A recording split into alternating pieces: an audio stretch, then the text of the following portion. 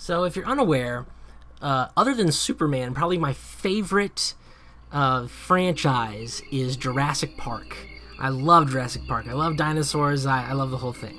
Also, if you're unaware, something that my friend Brendan Miller and I have done for the past 5 or so years is participate at father-son retreats, which are heavily themed, one of which was themed as a Jurassic Park sort of experience, but it was Creation Park, going with a biblical worldview.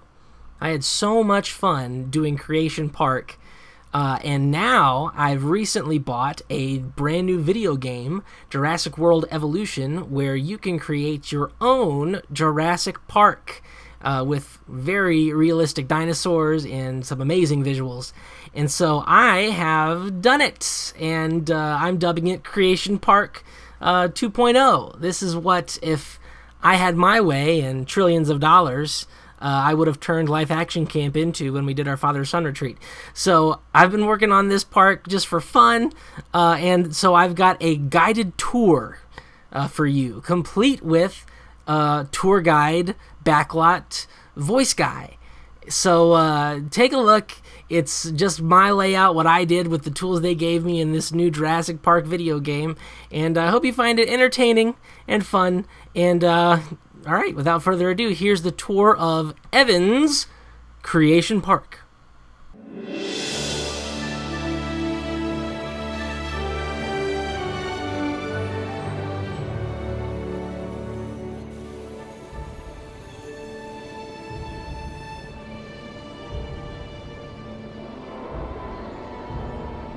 Welcome to your guided tour of Evan David's Creation Park, brought to you by Jurassic World Evolution, the game. Directly ahead, you'll see the entrance to the park, which is accessible by monorail. Immediately enter the park, there are several options for your convenience of shopping: fast food, a bar, a clothing store, and a gift shop. Please keep all hands, arms, and legs inside the vehicle at all times as we continue the tour. To your left, you'll see the Creation Park gift shop, and to your right, a bar for those of you over 21. And directly ahead is one of our 2 resort hotels here inside the park.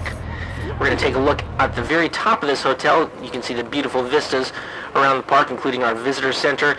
And over to your left, you're going to see into our large herbivore habitat, which we'll take a look at later. A variety of room quality is available at the resort hotel, from the economic to you've got lots of money, so spend it here. There's the gift shop right again. The name is Traders. We're going to continue on with the tour now. We're going to go over to our left. On the left-hand side of the car, you will see one of our emergency bunkers, one of many in the park in case of emergencies. Also on our left, we have a toy store where you can buy plushies of all our different dinosaurs. Also on the left, coming up, trash can right there, hit that. On the left, we have an arcade filled with every dinosaur video game known to man. Be sure to stop by. And then on your left, our first dinosaur habitat, which is the Pachycephalosaurus habitat. These dinosaurs are famous for their head-butting skulls. They are herbivores, which means they eat plants. You may remember them from Jurassic Park 2: The Lost World, in which they were captured by poachers.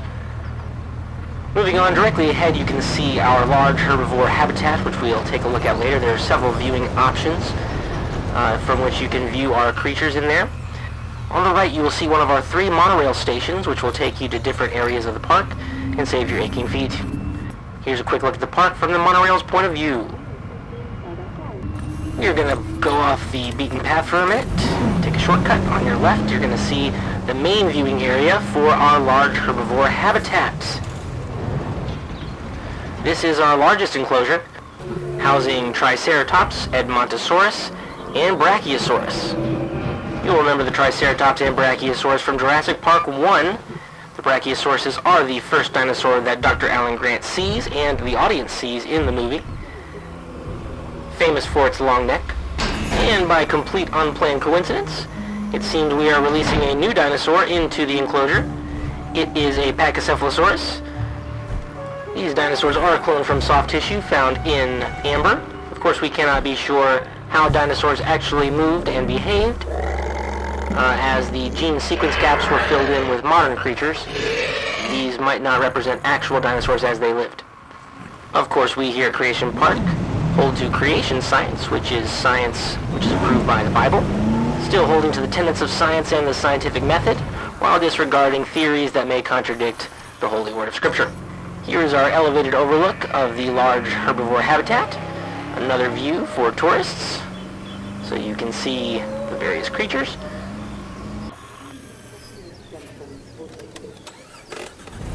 We're pulling onto the main drag here again, and we'll take a look at that from an aerial view so you can get a feel for the main shopping area of the park.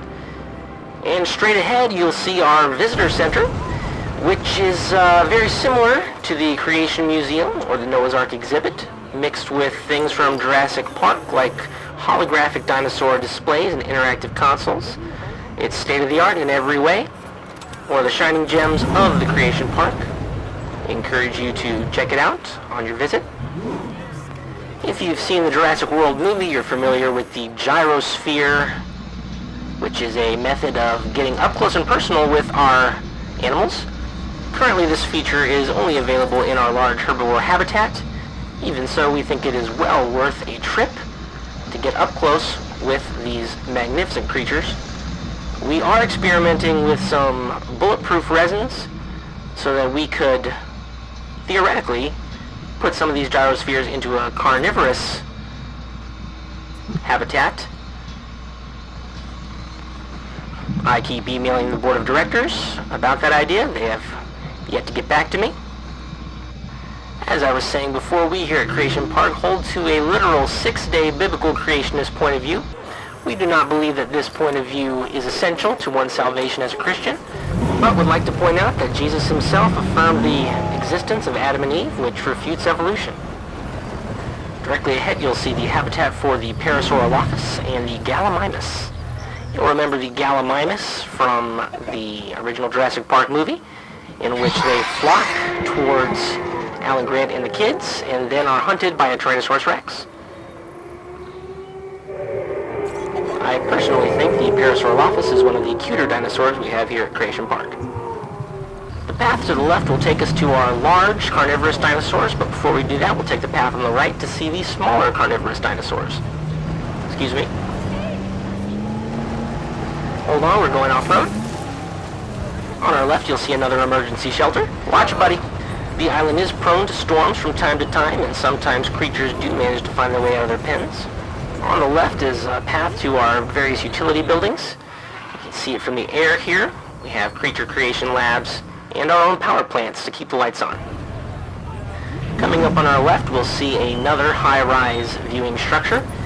This structure is to actually view a medium-sized predator, the Ceratosaurus. We have 2 of them here at Creation Park. As you can see, they're kind of like a smaller version of the T-Rex. Looks like one is going after a goat, which is out of our field of view.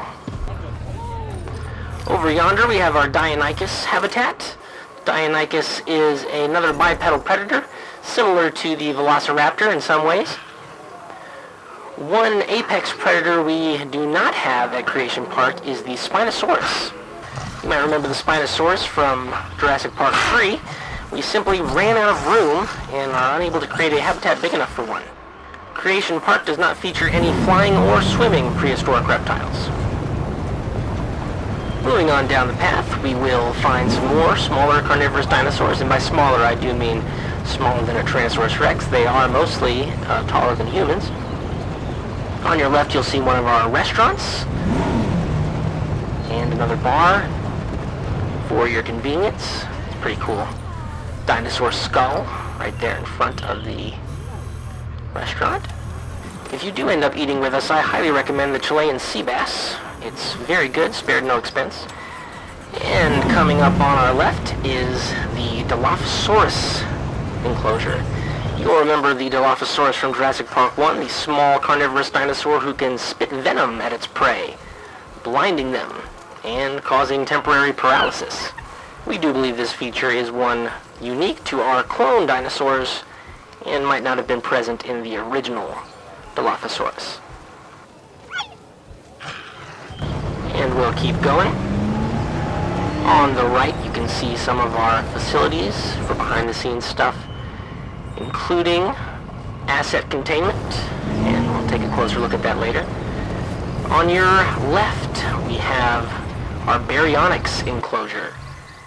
He's a long snout dinosaur. You might remember him from Jurassic World Fallen Kingdom, attacking Claire and her friend in the volcanic eruption. And up ahead, we have some of our most deadly creatures here at Creation Park, hence the need for the emergency shelter on your left. Directly next to this enclosure, these are the velociraptors. We have 5 of them here at Creation Park at the moment. Let's take a look inside the enclosure viewing area. You should see some of the raptors in the distance. There they are. Now, these are not actually scientifically accurate velociraptors. The real velociraptors, the skeletons we have recovered, are much smaller. These creatures at 6 feet tall are more reminiscent of the Utah raptor. Whatever you want to call them, though, they are scary. You probably remember them from every single Jurassic Park movie, where in one way or another they are main antagonists to the heroes of the film. Directly outside the enclosure, there is the second monorail stop, so if you want to see the raptors, you can go straight from the entrance onto the monorail to see the raptors. Alright, we're going to take a left here. We're going to give you a little bit of a tour behind the scenes. As you can see on our left, we have incubation banks. This is one of our genetic research facilities where we produce the cloned dinosaurs. We're going to go through this. As you can see, it's less populated here, mainly with just staff. On the left, we have our asset containment unit with a helicopter on the roof there. If a asset does break out of containment, these guys are the ones we call. They will take the helicopter to the air and tranquilize any escaped assets, and then we will, with other helicopters, return them to their enclosures. Now on your left, you can see the ranger station, which is where I acquired this Jeep. The rangers go out and make sure the dinosaurs are healthy, fed, medicated. And here on our left is the expedition facility, another helicopter. We take these choppers out all over the world and bring back fossils from which we can clone new assets. Coming back up here at the crossroads next to our expedition center, we're going to take a right, which will lead us to the large carnivorous dinosaurs.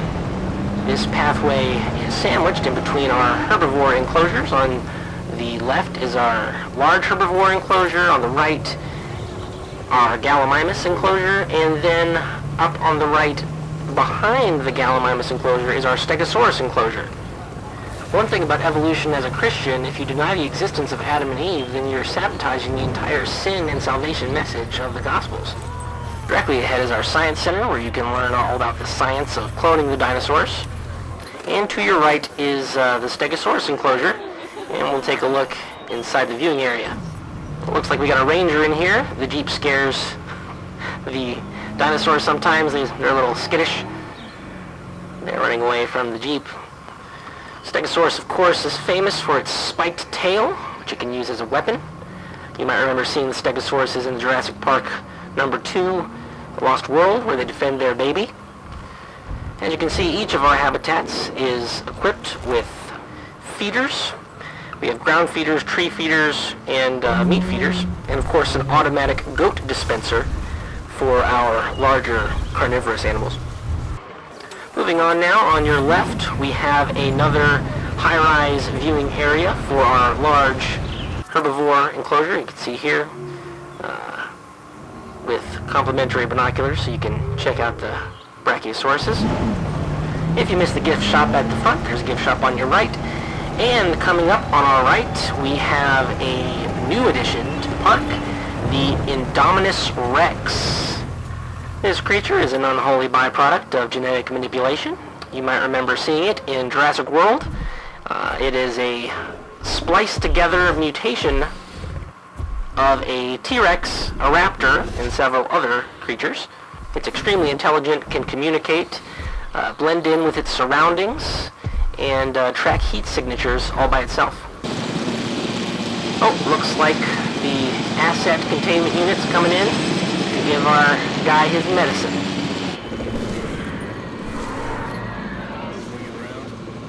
I don't think he likes that very much. You know, we get asked a lot how we can reference Jurassic Park so much, being a Christian creationist organization. And I just want to point out that the characters in Jurassic Park advocate for evolution, but the movie itself, with the science that we're shown, doesn't actually show us any evolution. It's just assumed. So Jurassic Park and its entire premise could easily fit into a creationist worldview. Alright, and it's the moment you've all been waiting for. On our left is our Tyrannosaurus Rex enclosure. And it looks like T-Rex has come to visit us. Tyrannosaurus Rex, of course, means Tyrant Lizard King, often referred to as the king of the dinosaurs. A big hello to you too. Though depicted as unable to see objects unless they are moving in Jurassic Park, scientists now think that this is false. The Tyrannosaurus Rex is the largest land predator that has ever lived. We get a lot of criticism along the lines of, well, if you don't believe in evolution, how can you believe in science? And we like to remind people that evolution is merely a theory. You see, unlike something like the flat Earth movement, which can be proven to be false, we will never know beyond a shadow of a doubt the origins of life in the universe. It takes just as much faith to believe in evolution as it does in God creating everything.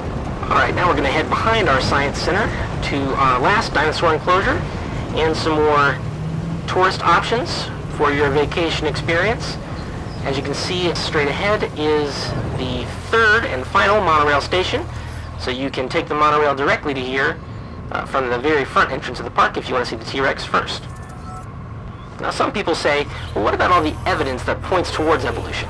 And we'd like to point out that all that same evidence could be used to point towards creationism. It's all in how you interpret it. On your left is another eatery, in case you get hungry from all that walking. Okay, oh, hold on. Sorry about that. And coming up on our right is another hybrid mutation dinosaur.